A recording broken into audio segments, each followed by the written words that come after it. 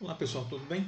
Então eu estou gravando essa aula aí sobre firmware aí para o pessoal da primeira série aí de sistemas embarcados. Legal? Bom, vamos lá então, né? Firmware foi conversado rapidamente na primeira aula, quando a gente conversou sobre o que era, né, sistemas embarcados. E o firmware é o software embarcado, ou seja, aquela programação que está contida dentro do equipamento, que pode ser um ambiente microprocessado, microcontrolado, mas é onde está a programação em si daquele dispositivo. Então, todo algoritmo, todo programa que roda dentro de um sistema embarcado, a gente pode chamar de firmware. Daqui a pouco eu vou mostrar aquelas camadas, né? E o que ele diferencia de software? É que software ele é um programa que você não precisa se preocupar a princípio com o hardware. Já o firmware, até porque tem esse nome diferente, você já se preocupa com a arquitetura de hardware onde ele está colocado. Tá bem? Bom, peguei uma definição de um livro que também já citei na primeira aula, né? Um livro bastante interessante que é focado em sistemas embarcados, principalmente nessa divisão de hardware e firmware.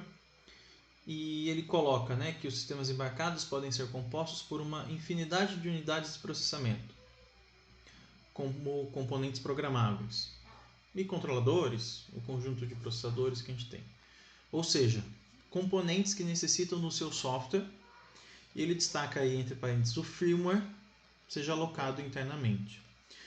Então, qualquer programação que está direcionada ali ao sistema embarcado e que enxerga a arquitetura de hardware, ele tem esse nome de firmware. Então, seria uma notação para diferenciar o que é essencialmente só software, né? Ou aquele software que está na camada mais de cima. Essa aqui é a nossa visão, né? Também um gráfico que eu já passei para vocês, que pensando, né, nesse diagrama em camadas, né? A gente tem o hardware aqui, né, como sendo o elemento de mais baixo nível de hierarquia, onde tem, né, onde fica concentrado toda a parte da ação mesmo computacional, né, mas ele está aqui embaixo. Veja que o firmware ele não é o hardware, mas ele é um software que tem que entender o hardware. Então você não consegue desenvolver esse software sem entender aonde ele vai estar colocado como arquitetura de hardware. E lembrando que é um sistema embarcado, o sistema embarcado a gente necessita aí, saber qual é os atuadores e quais são os sensores que estão envolvidos aí para poder programar. E o software, toda essa camada aqui, mais em rosa, né, em salmão, que tem os drivers, que a gente comentou, né? Eu dei um exemplo, que quando você coloca uma placa de som, por exemplo, uma placa de vídeo, esse novo hardware precisa conversar, né, com o sistema operacional, então o hardware a gente coloca um driver, né, que ele consegue conversar aqui com as camadas de baixo. O sistema operacional, que nada mais é que um software muito importante, né, que faz toda a gestão aí das aplicações, que são os programas que estão mais alto na hierarquia. Mas todos esses caras aqui são software, tá? Porque independente do que ele for, né, a gente não precisa exatamente estar olhando para o hardware para ver o que acontece. Agora, um firmware não. O firmware a gente precisa entender todo o comportamento de hardware, porque a programação ali envolve manipular e trabalhar com esse hardware diretamente. Tá? Então, por isso que o termo firmware. Okay? Não é errado falar de software embarcado, mas o firmware, quando a gente fala firmware, a gente já lembra do contexto que ele está colocado num software embarcado. Então, uma linguagem de programação, né, que a gente possa utilizar, ele é um conjunto aí padronizado de regras sintáticas e semânticas. Coisa que a gente vê em qualquer programação, seja lá na disciplina de algoritmo ou até mesmo aqui. Ele pode ser compilado, criando um programa ou interpretado. Esse modelo também de compilado e interpretado tem linguagens que são mistas, mas, por exemplo, a linguagem C é compilada e o Python tem uma parte que é interpretada. Também tem a parte também que é compilada. Isso aí é uma categoria de como montar o programa que vai ser resultante dessa linguagem de programação. E o código-fonte, que é a tradução aí desse código da linguagem para a máquina, que vai ser alocado nesse sistema microprocessado ou microcontrolado. E a gente pode olhar essa linguagem também em níveis, né? Tem dois níveis que são tratados aí comumente, como baixo nível e alto nível. Não é pior ou melhor, e sim níveis onde está atuando, se a gente pensa como o hardware estando lá no baixo nível, e o alto nível seria mais distante dele. Tem um médio nível, que também daqui a pouco eu vou comentar. Então, uma linguagem de baixo nível é aquela que está diretamente direcionada para o equipamento entendendo o hardware. Isso é muito notável, por exemplo, quando você fala de linguagem de assembly, que é uma linguagem de montagem. Essa linguagem de montagem está muito vinculada ao, por exemplo, o microcontrolador onde ela vai ser colocada. É ali que estão as regras de instruções mais baixas que a gente tem, né? É ali onde, né, os componentes aí de bits aí estão mais próximos à sua operação fundamental. E as linguagens de alto nível, ela chama de alto nível porque elas têm um nível de abstração maior, ou seja, ajuda o programador a construir todo o código-fonte de maneira mais natural, tá? Mais rápida. E essa linguagem de alto nível ela pode ser interpretada, traduzida para o baixo nível. Então, o baixo nível teria mais próximo do conhecimento ou do processamento da máquina, e o alto nível teria mais distante. Mas toda vez que você programa em alto nível, você vai traduzindo isso até um baixo nível, até a linguagem que a máquina vai entender. Tá? Então, esses dois níveis são necessários, não dá para excluir um ou outro. O que a gente pode fazer é trabalhar já direto no baixo nível ou no alto nível. Se for pensar historicamente, né, quando você falava em trabalhar diretamente mais próximo ao hardware, a gente já pensava em baixo nível. E antigamente também só tinha esse baixo nível para trabalhar. Aí quando veio linguagens mais modernas que ajudaram o programador a desenvolver softwares mais rápido, ele cria um outro componente chamado compilador ou interpretador, que é responsável de pegar esse alto nível e ir traduzindo, né, para baixo nível. É quase que literalmente traduzir mesmo até esse baixo nível. Tá? E é por isso que geralmente a gente usa o alto nível, porque é mais fácil da gente entender. Tá? Bom, vamos falar um pouquinho mais do baixo nível. Então, uma linguagem de programação de baixo nível está no nível mais inferior do software, que fica lá no limite do hardware. Tá? Então você fala assim, a programação que eu vou fazer lá no Arduino, ele é baixo nível. Na verdade, não. Ele vai ser transformado em um baixo nível. Aquela linguagem que a gente vê, aquele código que a gente vê, ele é bastante alto nível, porque ele ajuda a gente a desenvolver comandos lá. Por exemplo, eu vou fazer um acesso à porta digital. Eu faço só uma linha de comando, na verdade uma funçãozinha lá, ele já faz isso. Para mim, programador, é só uma funçãozinha, uma linhazinha. Só que ele tem um componente ali que pega essa linhazinha e vai traduzindo isso até a máquina entender o que fazer. Né? Então, para nós programadores, está em alto nível. E isso vai ter que ser traduzido lá para o baixo nível, lá para o limite da máquina.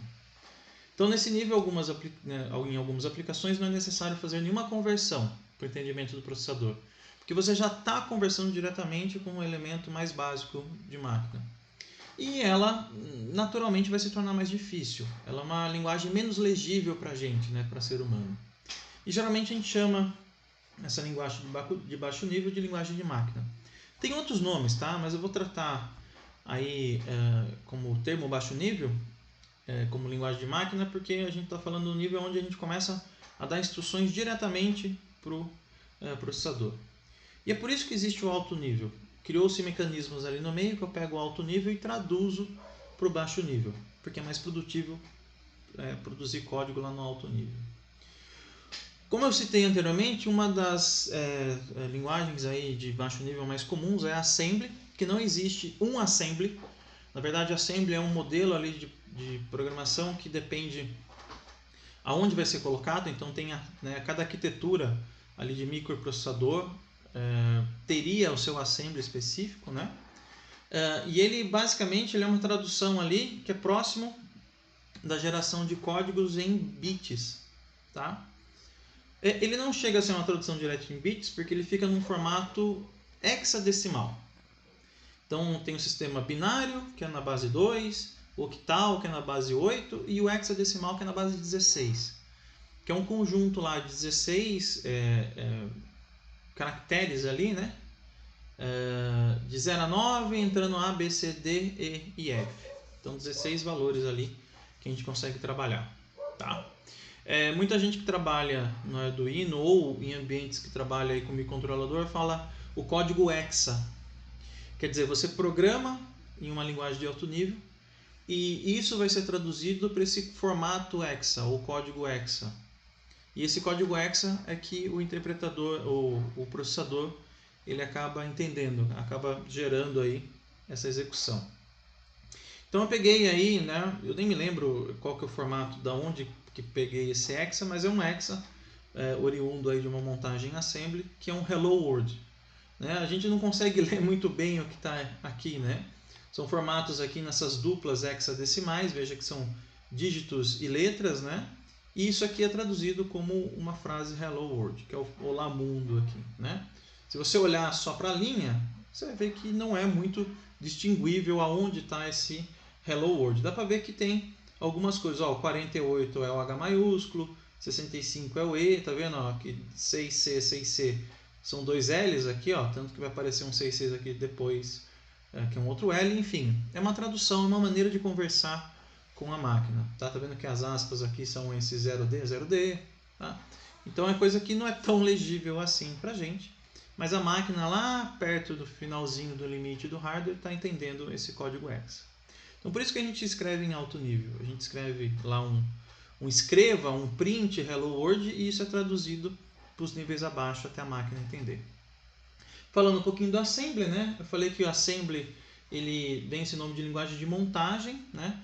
Que foi uma primeira tentativa, na verdade, não sei se foi a primeira, tá? Mas foi uma tentativa aí que foi bastante difundida, né? Virou um padrão de escrever comandos que são mais próximos à montagem ou à tradução ali para a máquina, tá?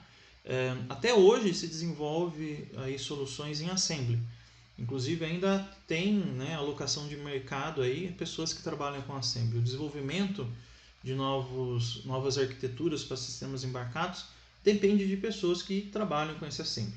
E quanto melhor, né, for trabalhado o assembly, melhor vai ser também a montagem para aquele equipamento. Então você vem com uma tradução ali de alto nível, transforma para esse assembly. Então, melhor resolvido, quanto melhor resolvido, melhor vai ser a tradução para a máquina.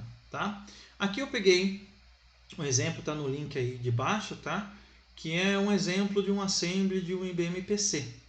Tá? Bastante antigo, eu vejo que até está uma fonte aí bastante também antiquada, até parece uma máquina de datilografia, que na verdade a professão fazendo algumas comparações aqui, né? Então esse trecho aqui é um procedimento, né? Uma pequena estrutura de código, onde ele pega a variável AX, compara a 97, se for menor ele pula para o done, né? Se for maior também ele faz um outro pulo.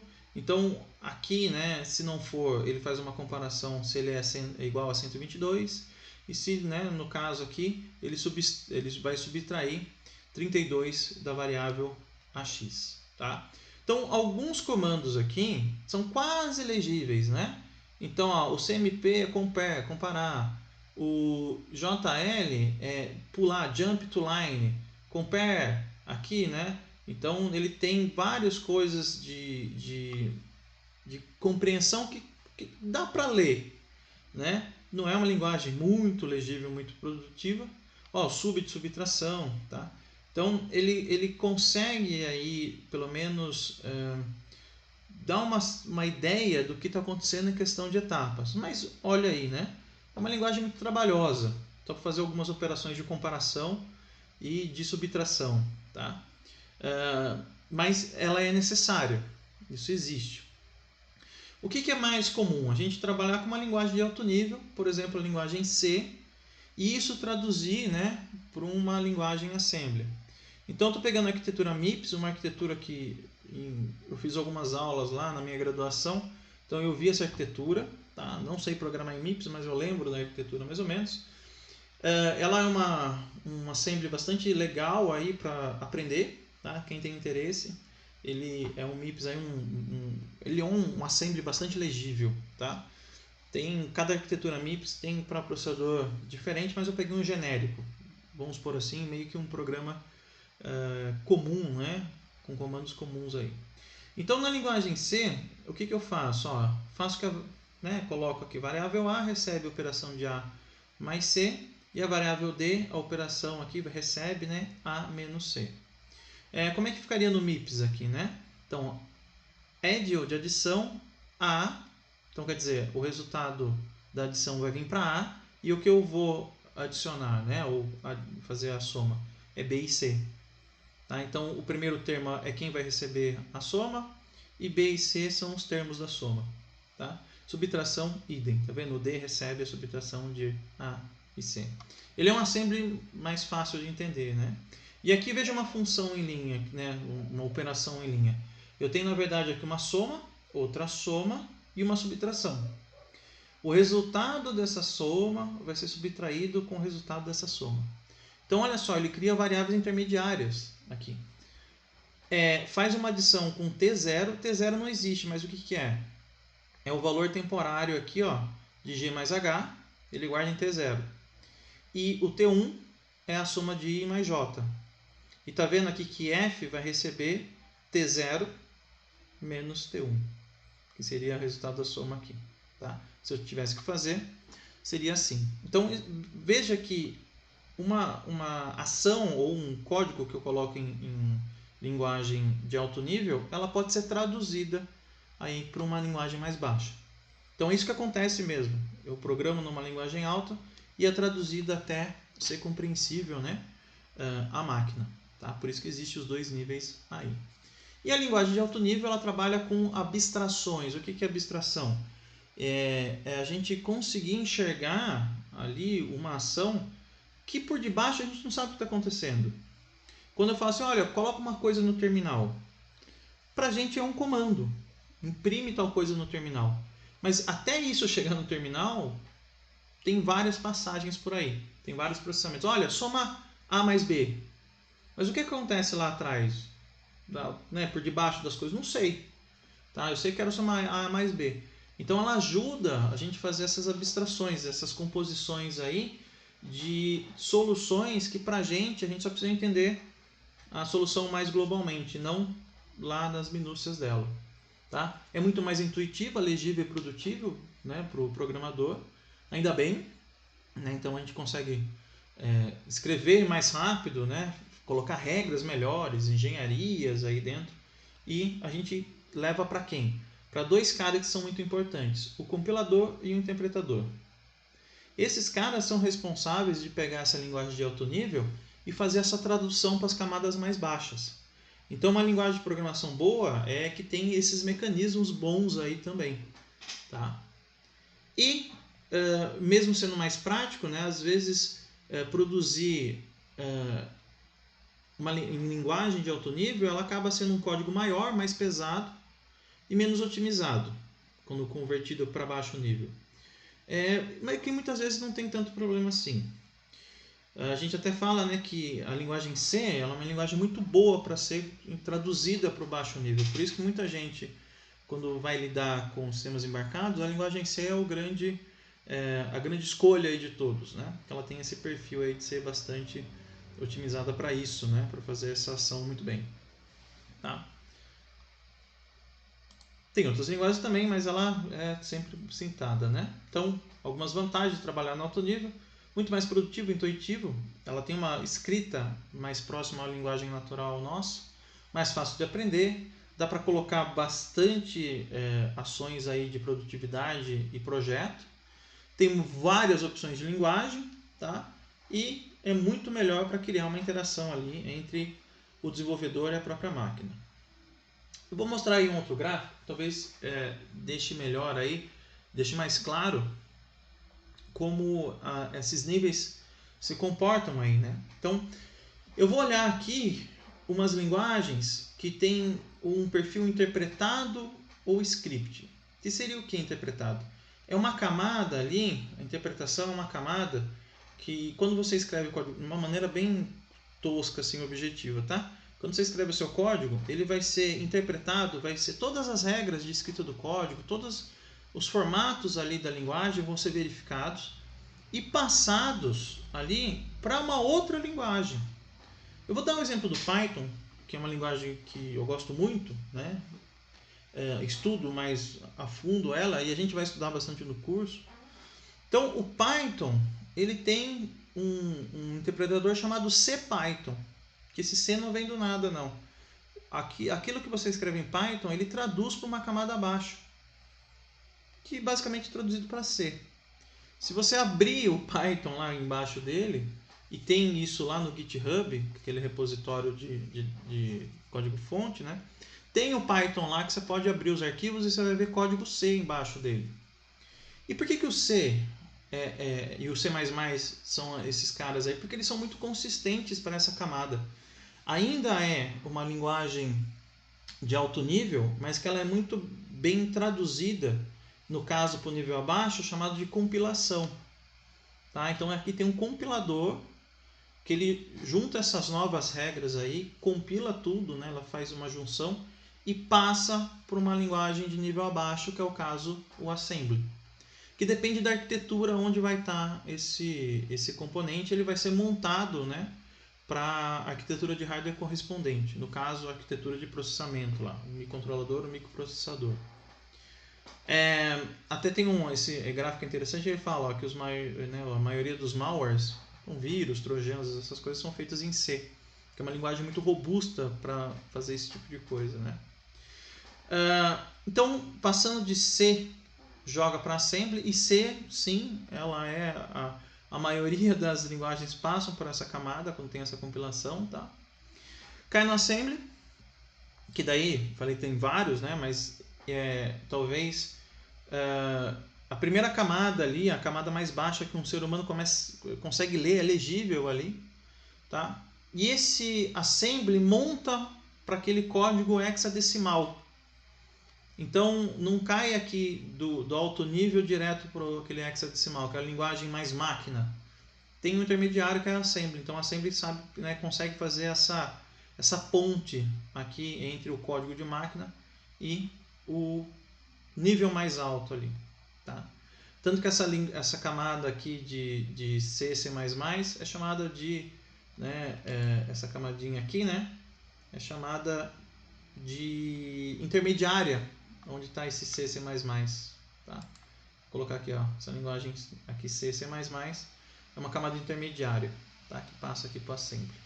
Código de máquina e daí a operação binária, né? Que a gente sabe que lá as operações dentro da máquina são em bits. Na camada mais baixa mesmo, onde tem as operações fundamentais e essenciais, fundamentais mesmo ali do nosso sistema. Tá? E tem esse médio nível, então, que eu falei, né? Esse médio nível a galera coloca sempre a linguagem C como médio nível, porque ela tem esse perfil de traduzir camadas superiores para uma intermediária. Então, por que o Python funciona desse jeito? Você escreve o script em Python, que é uma linguagem muito sucinta, muito rápida de você escrever. Isso é traduzido para C, grossamente falando, e o C daí é passado para as camadas de baixo, porque ele é muito eficiente. Tá? Então, você pode ver aqui que uma linguagem de programação baixo nível é o exemplo de linguagem de máquina e assembly. O médio nível, o único exemplo seria a linguagem C, e alto nível o C também participa, né, de alguma maneira, porque ele não deixa de ser uma linguagem de alto nível, mas ele tem uma boa percepção ali, ele acaba sendo uma ponte entre outras linguagens para fazer esse intermediário, tá? É bastante comum a gente ver isso. Então, falando rapidinho, né, de algumas linguagens que a gente vê bastante, a própria linguagem C é criada lá em 72, a linguagem mais famosa, mãe de sistemas operacionais aí, né? Está no seu celular, está no seu Windows, está no Linux, está em todo lugar. Ela foi uma linguagem que foi criada num momento bastante oportuno e foi criada para ser bastante robusta, tanto que ela foi desenvolvida para criar sistemas operacionais, que é uma coisa muito interessante. É uma das linguagens mais populares e nos últimos anos aumentou muito o número de desenvolvedores por conta dos sistemas embarcados. Então você que está fazendo sistemas embarcados, você tem que saber C, sim. Tudo roda C, inclusive o Arduino que você programa, aquela linguagem do Arduino, ela é baseada em C e aquilo lá na verdade é uma biblioteca em C. Até lá tem o C mesmo, só que de uma maneira traduzida lá para ficar mais fácil de trabalhar. Como a gente falou aqui do Python, né? Então é uma maneira de deixar mais prática. Eu pego aquela linguagem mais prática, mais intuitiva, traduzo ela para C, C é traduzido para camadas de baixo. Tá legal? Então aqui ele tem mais ou menos qual é a arquitetura dele, né? Eu pego o código em C, faço um pré-processamento, que é entender todas as regras que eu tenho ali, né? Eu pego todos os cabeçalhos de bibliotecas, tudo que é adicional, compilo em uma coisa só, né? Faço um agrupamento de todas as funções ali, passo com o compilador, né? Que um dos compiladores mais famosos é o GCC, tá? Em ambientes Linux, Windows, a gente usa esse tal de GCC, muito famoso. Depois a gente passa no código assembly, o assembly passa no formato código de máquina, faz uma linkagem de todas as ações que devem ser passadas ali para a execução e a gente tem um executável, o famoso exe, ele que faz toda essa formatação. Esse ambiente está descrevendo um ambiente Linux, mas em Windows é bastante similar também. Vou dar um exemplo também de um cara que a gente vai fazer bastante uso no curso geral, né, na formação inteira de vocês, que é o Python, que é uma linguagem um pouco mais moderna, né? Ela começou a ser desenvolvida em 1989, só que a sua primeira versão foi em 91, criado pelo holandês Guido von Hussen. Está vivo, ativo na comunidade, né? Ele ainda faz, ele ainda manda mesmo ali na construção do Python. Ela é interpretada em script e ela tem vários comportamentos lá, várias maneiras de programar. Essa questão de ser script é porque ela está naquela camada mais alta que é passada para uma camada C e assim por diante, tá? Muito, muito fácil. Ela foi criada para ser acessível, fácil de programar. A ideia do Guido von Hussen era que é algo que as pessoas programassem em casa, fosse uma ferramenta ali de automação de tarefas no computador. Ela usa a implementação CPython, que eu falei, baseada em C. Ele tem outras também, tá? Tem outras interpretações fora essa CPython, essa é mais famosa, que a gente atua aí mais comumente. E tem um site oficial onde tem uma documentação e outras informações muito interessantes. Olha mais ou menos como é a arquitetura. Então você, o programador, escreve o código, certo? Esse código aqui você faz inserções de bibliotecas, né, que são outros módulos, tá? Gera, não vou entrar muito aqui, mas você pode criar outras estruturas ali, desde interface gráfica e outras implementações. Esse código Python aqui, ele vai ser mais integrado e vai fazer junções ali daquelas estruturas que você anexou, tá? Ele é passado e vira, veja, literalmente um código-fonte em C, C++, que é passado para um compilador C++, e aqui a gente cria as montagens dos scripts em Python, que são executados ali dentro da máquina virtual Python. Que Python tem uma máquina virtual, é um termo comum para Java, mas também existe aí essa máquina virtual Python, tá? Então veja que no meio do caminho ele se transforma em linguagem C de fato. E uma outra que tem também uma composição aí, né, de transformação é o Orin, que a gente chama de linguagem de programação do Arduino, né? O Orin é difícil de falar, né, mas ele vem de um outro projeto chamado, né, o Orin, que foi a base implementada aí para o Arduino, tá? Ela é uma linguagem bastante nova, foi colocada em 2003 e foi adaptada para funcionar no ambiente Arduino, tá? Ela é totalmente baseada em C, C++, né? A sintaxe é muito parecida, quer dizer, sintaxe, o jeito de escrever assim como a compilação, tá? E ela é toda a base da programação em Arduino, independente do modelo de Arduino que você está usando.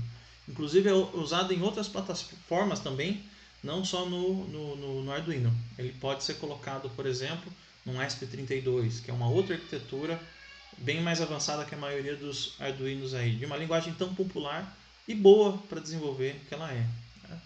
Então, a arquitetura mais ou menos dessa linguagem é assim: você vai lá, abre o ambiente de programação do Arduino E esse ambiente ele vai transformar isso aqui em um ambiente a ser compilado, assemblado, né? Ou seja, passando para assembly, virando código de máquina com um compilador GCC adaptado para a arquitetura AVR, que é a arquitetura dos microcontroladores aí da família Atmel. E isso aqui é dado, né, é carregado esse código de máquina interpretado para a máquina aqui. Veja que esse ambiente Arduino é bem interessante. Por que uma linguagem de alto nível tem que ser transformada para uma linguagem de máquina? Porque tem que rodar numa maquininha mesmo, que é o Arduino. Tá? Então veja que no meio do caminho ele vira também linguagem C. Então linguagem C é quase que onipresente aí na nossa linha de desenvolvimento em embarcados. Ok? Então fica aí a aula sobre firmwares. Dúvidas podem ser tiradas aí na aula presencial ou pode ser mandado via aí chat do Teams. Ok? Até mais.